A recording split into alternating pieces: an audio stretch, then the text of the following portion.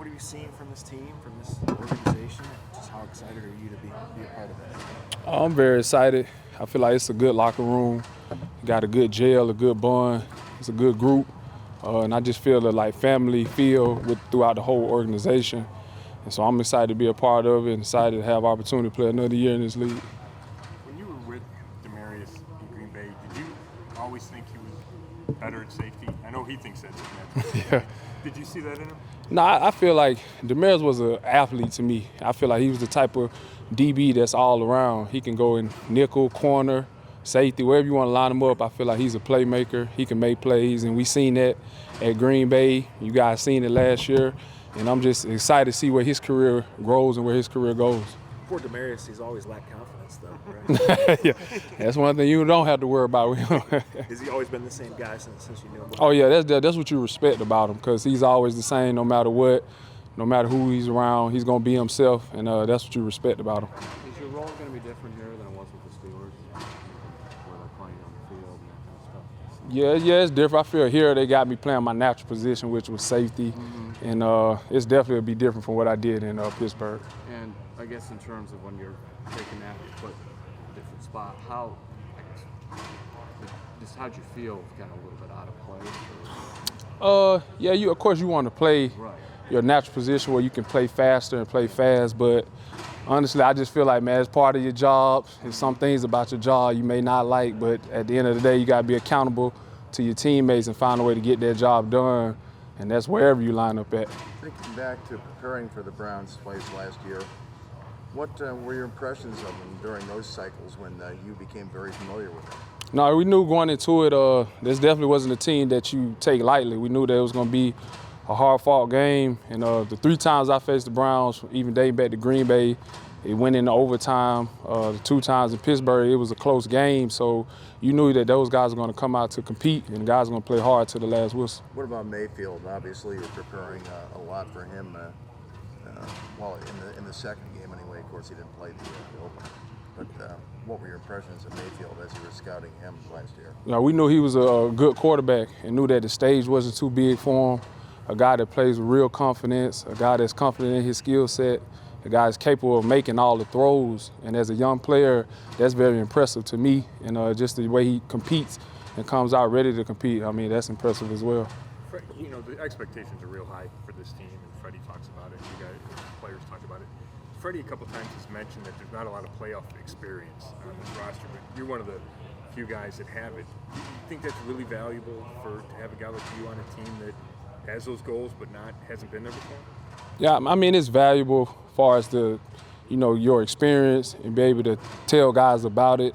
But I feel like around this time, every year is different. Each team is different. And right now, all 32 teams really feel like this is their year and this is their chance to win. But just from my experience, just to really taking it one step at a time, embracing every moment. And it's all about being consistent in your approach and your attitude that you bring to work every day. And the key thing about it, and your good football teams, they have a great locker room, they communicate well together, and they're consistent. And that's what we want to work and build here. Is that maybe more valuable, the fact that you have been able to get there, as opposed to actually the playoff experience, but you know what it takes to get to the playoffs and you can pass that on to these young guys? Yeah, it's ways. I just feel like when you play in this league long, it's always knowledge that you can pass on, because it was guys before me that passed me that same knowledge. And I wouldn't be doing any justice if I try to keep it to myself. So I'm always here to help out in any way, but I'm also willing to learn as well. I feel like I can learn from a younger guy, just what I see on film. If there's anything that he can help me out with, I feel like that's what we're in the business of communicating. That's why I said communication is key.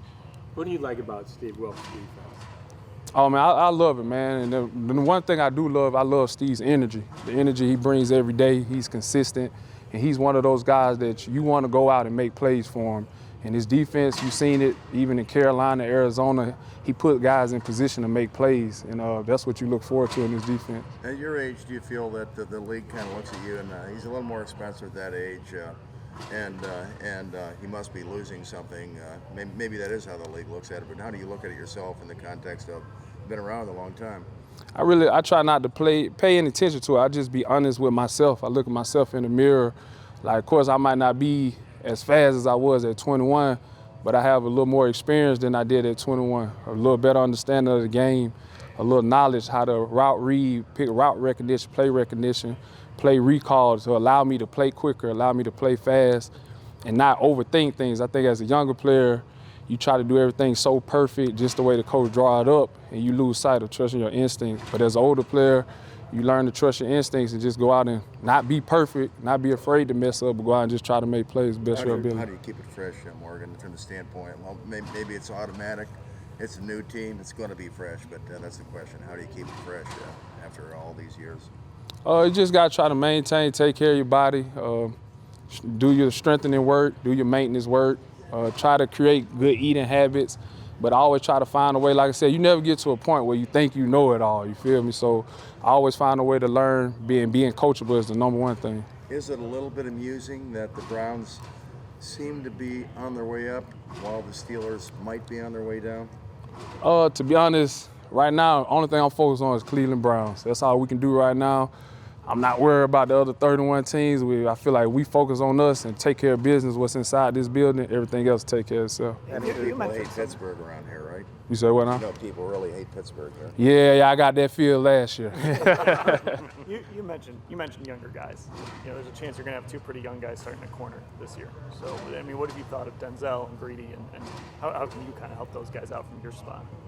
I feel like those guys are very competitive, very athletic. You see those guys making plays out here. But just, I'm the type guy, like, I don't really do too much talking. I talk like if you ask me something, I talk when needed, but I try to lead by example of just, you know, my approach, the way I practice, the way I go out and do things. That's the type of leader that I try to shape myself up to be. Is it kind of surreal to have Randall and Whitehead and you all here now together, and how much do you think the familiarity will help? It was exciting when I got the call to have the opportunity to come. I mean, I was excited because that jail and that bond we had in Green Bay, man, it was fun to come to work.